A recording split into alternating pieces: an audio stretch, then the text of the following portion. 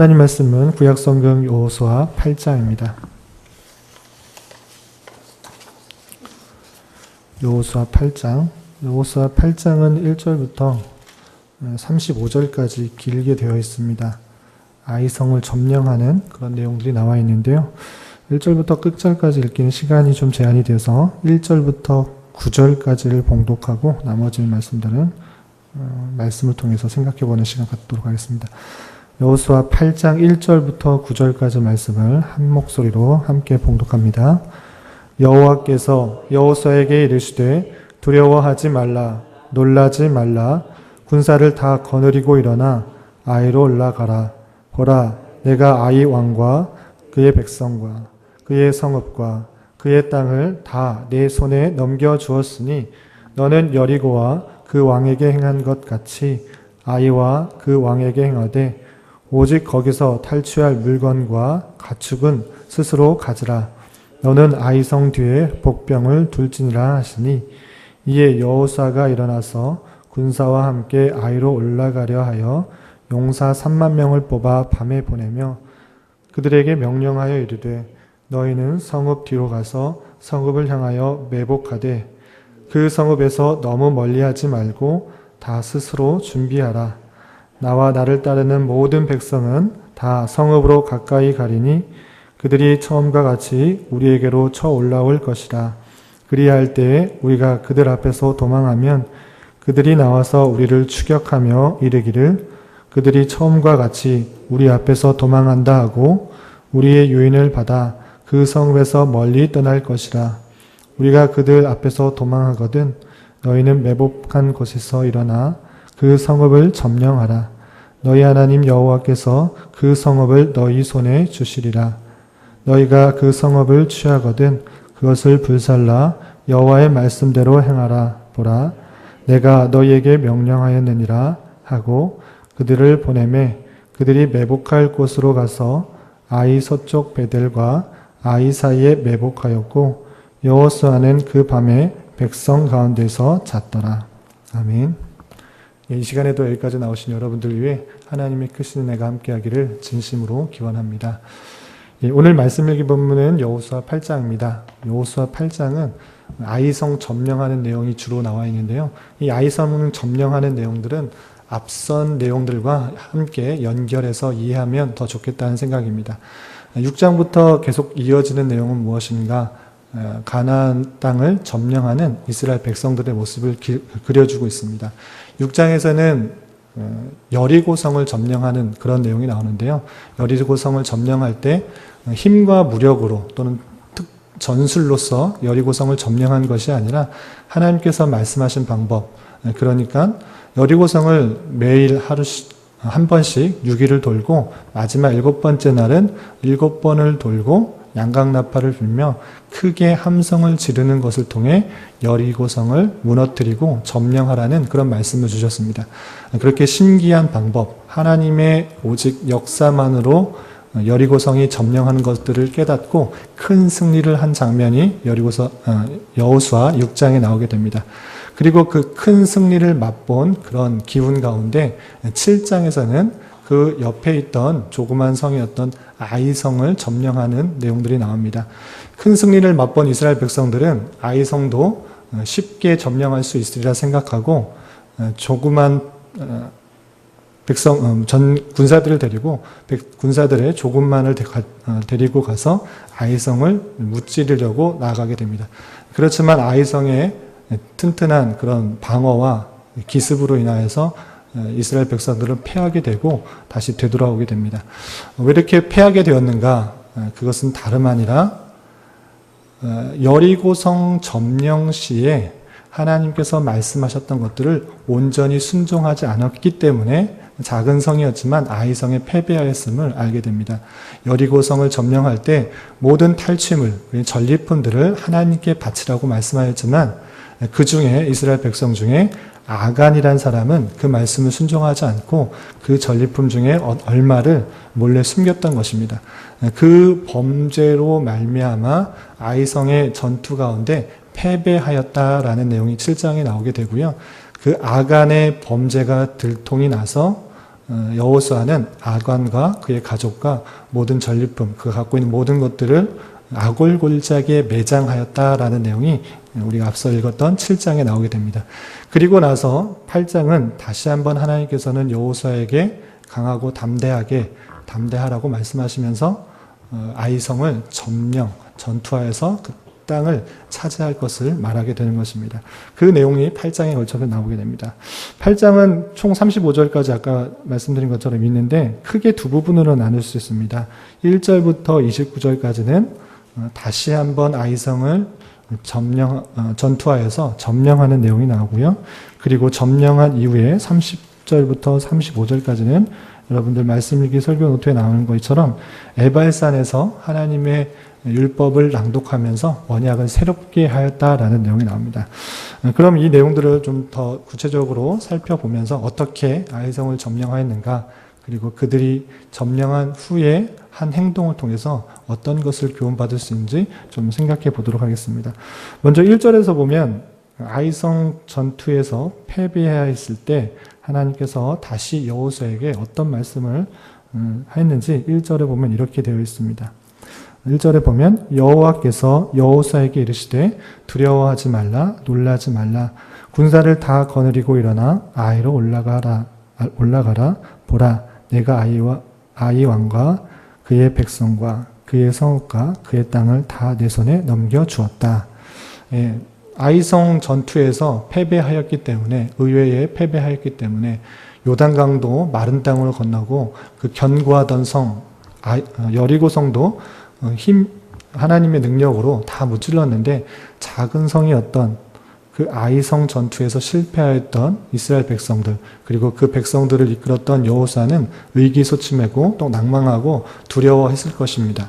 그러할 때 다시 한번 주님께서는 찾아오셔서 이렇게 말씀하신 것입니다.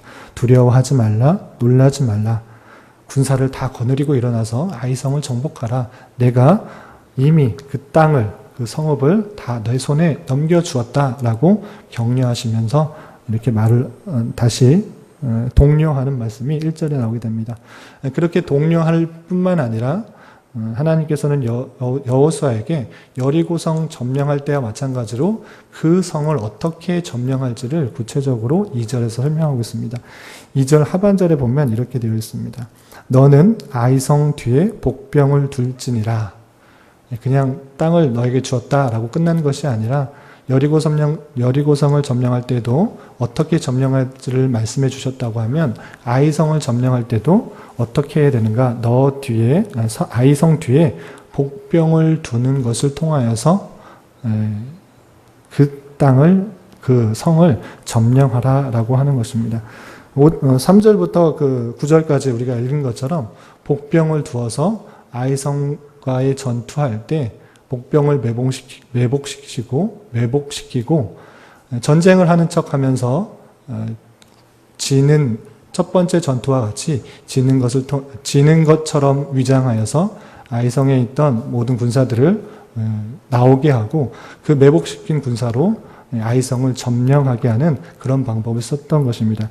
이렇게 매복시키고 또 기습하는 방법은 고대 전투에서 흔히 이렇게 있는 방법인데 그 방법을 통하여서 아이성을 점령하라 이렇게 말했던 것입니다. 그런 내용들이 구체적으로 어떻게 시행됐는지가 10절 이하부터 23절까지 좀 쭉 나와 있는데요. 실제로 어떻게 됐는지 몇 구절만 좀 살펴보도록 하겠습니다. 우리가 읽었던 3절부터 9절까지는 여호수아가 하나님의 말씀을 듣고 백성들에게 어떻게 전쟁할 건지를 알려주는 내용이 나온 것이고요. 10절부터 23절까지는 실제로 어떻게 전쟁이 일어났는지에 대해서 써놓은 글입니다. 실제로 어떻게 전쟁이 일어났는지 몇 구절을 좀 살펴보겠습니다. 12절을 보면 이렇게 되어 있습니다. 그가 약 5,000명을 택하여 성읍 서쪽 베델과 아이 사이에 매복시키니, 매복을 시키는 그런 장면. 일부러 패하는 척하면서 나왔을 때 그 매복 군사로 성을 쳐들어가게 하기 위해서 그 사이에, 베델과 아이 사이에 매복시키는 그런 장면이 나오고요. 15절 보면 여호수아와 온 이스라엘이 그들 앞에서 거짓으로 패한 척하여 광야 길로 도망하매. 첫 번째 싸움 같이 요번에도 또 진다 이렇게 생각할 수 있도록 거짓으로 패하여서 광야 길로 도망하는, 전쟁이 일어났을 때 아이성의 군사들을 이끌어내기 위해서 거짓으로 패한 척 광야 길로 도망하는 그런 장면이 나옵니다. 계속해서 16절에 보면 그 성읍에 있는 모든 백성이 그들을 추격하려고 모여 여호수아를 추격하며 유인함을 받아 아이성을 멀리 떠났다. 이번에는 확실하게 이스라엘 백성들을 다 무찌르기 위해서 모든 백성이 이스라엘을 추격하는 그런 모습입니다. 그때 어떻게 했는가 좀 뛰어넘어서 19절을 보면 그의 손을 드는 순간에 복병이 그들의 자리에서 급히 일어나 성읍으로 달려 들어가서 점령하고 곧 성읍에 불을 놓았더라. 모든 백성이 빠져나왔기 때문에 아이성을 들어가는 것은 손쉬운 일이었습니다. 매복했던 군사들이 여호수아의 신호를 받고 급히 일어나 성읍으로 달려가서 불을 놓고 그 성읍을 점령하는 그런 장면이 나옵니다.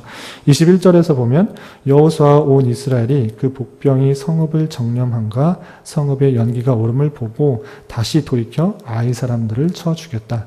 거짓으로 패하였다가 성이 점령된 것을 보고 다시 역습으로 아이의 성읍들과 전쟁하여서 다 쳐 죽였다라고 되어 있습니다. 22절 복병도 성읍에서 나와 그들을 치매 그들이 이스라엘 중간에 든지라. 어떤 사람들은 이쪽에서 어떤 사람들은 저쪽에서 쳐 죽여서 한 사람도 남거나 도망하지 못하게 하였다. 23절 아이 왕을 사로잡아 여호수아 앞으로 끌어왔다. 다시 후퇴하는 이스라엘 백성들이 다시 돌이켜서 아이성 사람들을 쳐서 죽였다라고 되어 있고요. 마지막은 아이 왕을 사로잡아서 여호수아에게 데려왔다라고 되어 있습니다. 24절부터 29절까지는 구체적으로 아이성을 어떻게 완전하게 제압했는지 이렇게 나오게 되는데, 이때 모든 죽인 그런 사람이 25절에 보면 12,000명이나 되는 사람들이 죽었다라는 그런 표현이 있고요. 그 왕은 어떻게 됐는가? 사로잡았던 왕은 어떻게 됐는가? 성 위에 매달아서 죽였다라는 표현이 29절에 나오게 됩니다. 이렇게 완전한 승리를 쟁취하였던 그런 내용들이 29절까지 나오고, 그 뒤에 어떤 일을 했는가? 30절부터 35절까지는 모든 백성을 에발산, 그 근처에 있는 나지막한 산인, 언덕과 같은 산인 에발산으로 불러들여서 새로 다듬지 않은 그런 돌에다가 하나님의 말씀을 새기고 그 말씀을 읽어 에발산과 그 바로 옆에 있는 언덕과 같은 산, 그리심산에서 그 율법을 읽혔다라는 내용이 35절까지 나오게 됩니다. 이 말씀을 통해서 여러 가지 것들을 우리에게 적용하고 또 생각해 볼 수 있지만, 이 짧은 시간에는 두 가지 정도 생각해 보며 교훈을 받을까 합니다. 첫 번째로 아이성 공격에서 실패하여서 좌절하고 또는 낭망하고 두려워하고 있는 여호수아에게 주님께서 다시 찾아오셔서 말씀하셨다는 그런 내용입니다. 아까도 읽어보신 것처럼 1절에 하나님께서는 여호수아에게 두려워하지 말라, 놀라지 말라 라고 말씀하고 계십니다. 이 말씀은 이때만 말씀하신 것이 아니고 우리가 읽어왔던 것처럼 여호수아가 요단강을 건너기 전 여호수아 1장에서 이미 하신 말씀입니다. 그러할 때 두려워하지 말고 놀라지 말라, 내가 너와 함께하고 있다라는 그 말씀들, 그리고 가나안 땅은 이미 너에게 주신 땅이다 라고 격려해 준 말씀은 하나님께서 하나님의 택하신 백성들을 어떻게 대하시고 계시는지를 다시 한번 잘 알려주는 말씀이다 할 수 있습니다. 낭망하고 좌절한 여호수아를 다시 한번 찾아오셔서 위로해 주시는 하나님의 마음을 깨달을 수 있어야 될 것입니다. 누구에게나 실패가 있을 수 있고 좌절할 만한 낭망되는 상황이 찾아올 수 있습니다. 그러나 하나님께서는 어렵고 힘든 환경 가운데 있는 주님의 백성들에게 찾아오셔서 위로해 주심을 깨달아야 할 것입니다. 자신의 연약함 때문에 또는 주변의 힘든 상황 때문에 혹시 낭망하고 좌절해 계획시지는 않고 있는지 자신을 되돌아봤으면 좋겠습니다. 그러할 때 주님께서는 다시 한번 찾아오셔서 힘을 내도록 격려하신다는 사실들을 잊지 말아야겠습니다. 주님께서 함께하여 주시고 이미 승리한 싸움 가운데 우리가 있음을 알려주고 늘 함께하고 계시며 두려워하지 말고 낭망하지 말고 좌절하지 말고 살아야 될 것을 격려하시는 하나님의 음성들을 깨달을 수 있기를 바랍니다. 그리고 다시 한번 받은 기회, 그런 것이 있다면 감사함으로 생각하고 주신 기회를 다하여 충성을 다해 섬기는 우리가 되어야 될 것입니다. 두 번째로 생각해 볼 것은 아이성을 정복하고 에발산에서 온 백성에게 율법을 낭독했던 그런 장면입니다. 이것은 하나님의 백성에게 다시 한번 하나님께서 이스라엘 백성들을 용서하였고 그들과 함께 계신다는 것을 확인시킨 후에 하나님의 언약의 말씀을 새롭게 깨닫게 하려는 의도가 있었습니다. 성도에게 있어서 하나님의 말씀, 하나님의 율법은 어떠한 위치에 있는가? 그것은 빼놓을 수 없는 핵심이다라고 할 수 있습니다. 성도에게 있어서 하나님 말씀은 핵심이요 중심이다라고 할 수 있습니다. 내 뜻과 행동대로 살아가려고 하고 싶을 때가 많이 있지만 잠시 멈춰 하나님의 말씀을 듣고 묵상하고 그대로 행하려는 모습이 우리에게 필요한 것입니다. 여리고성과 아이성을 정복할 때도 제일 중요한 것은 자신의 능력, 자신의 그런 생각들, 지혜들을 앞서 나가는 것이 아니라 하나님의 말씀이 어떠한지를 깨닫고 그대로 순종하는 것이었습니다. 여리고성 주변을 도는 특별한 방법으로 무너뜨렸다고 해서 교만한 마음이 들고 또 스스로 자만하여서 적은 숫자로도 아이성을 정복할 수 있으리라 생각하는 것이 아니라 하나님께서 이 아이성을 정복할 때 어떻게 행하라고 하실지 하나님의 뜻을 찾고 또 의뢰하는 그런 자세가 필요한 것입니다. 자신만의 이익을 추구하였던 악안과 또 자신의 경험과 지혜만을 의지하는 교만한 마음을 가지고 있던 이스라엘 백성들의 모습은 아이성을 차지하지 못했고 오히려 패배하는 결과를 낳았습니다. 하나님께서 나의 앞에서 앞길을 확실히 인도해 주심을 믿고 그분의 선한 인도하심에 민감하게 반응해야 하겠습니다. 그리고 그 인도하심이 무엇인지는 늘 말씀을 통해 점검하며 또 깨달아야 될 것입니다. 에발산에서의 말씀을 다시 한번 낭독한 것은 그들이 무엇을 우선순위에 두어야 되는지를 잘 보여주는 사건이다 또는 장면이다 라고 할 수 있습니다. 우리도 이와 같이 현재 어떠한 상황 가운데 있든지 가운데 우리와 함께 하시는 하나님의 선한 인도하심을 믿고 담대하게 나아가며 날마다 순간순간마다 말씀을 의지하며 살아갈 수 있는 저와 여러분이 되시기를 주님의 이름으로 부탁을 드리겠습니다. 기도하겠습니다. 하나님 아버지, 오늘 말씀을 통해서 패배한 아이성 전투를 뒤로하고 다시 한번 기회를 주셔 두려워하고 의기소침할 수 있는 여호수아에게 하나님께서 함께하여 주시고 인도하여 주셔서 전장의 방법을 알려주시고 또한 말씀에 순종할 때 승리하게 됨을 깨닫게 되었습니다. 우리 또한 우리의 자신의 연약함과 어떠한 상황 가운데 두려워하고 낭망하는 상황 가운데 있을지라도 더욱 하나님을 찾게 하여 주시고 말씀을 의지하며 승리하는 삶을 살아갈 수 있도록 인도하여 주시옵소서. 또한 그런 상황 가운데 다시 찾아오시는 주님께 감사할 수 있게 인도하여 주시고 주시는 기회를 더욱더 잘 사용할 수 있도록 저희들을 붙들어 주시옵소서. 주님, 우리나라와 민족을 붙들어 주시고 남과 북이 대치된 상황 속에서 많은 갈등과 나눔이 있습니다. 주님께서 주장하여 주셔서 온 나라가 하나 될 수 있는 바른 정치를 할 수 있도록 주님께서 역사하여 주시고 목숨을 걸고 신앙생활을 하는 북한 성도들에게도 참된 자유가 하루속히 임할 수 있도록 인도하여 주시옵소서. 또한 우리 교회가 어두워져가는 세상 속에서 빛과 소금의 역할들을 잘 감당하며 세상에서 지치고 낭망한 자들에게 위로와 힘이 되는 교회 되게 하여 주시옵소서.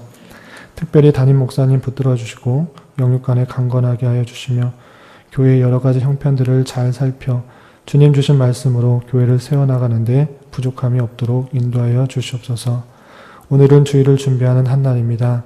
하나님의 말씀을 사모하며 모든 성도들이 준비하게 하시고 특별히 예배와 말씀을 준비하는 모든 이들에게 하나님으로부터의 충만한 은혜가 있게 하여 주시옵소서. 주님, 하루하루 육체적 고통 때문에 힘들어하는 여러 병약자들이 있습니다.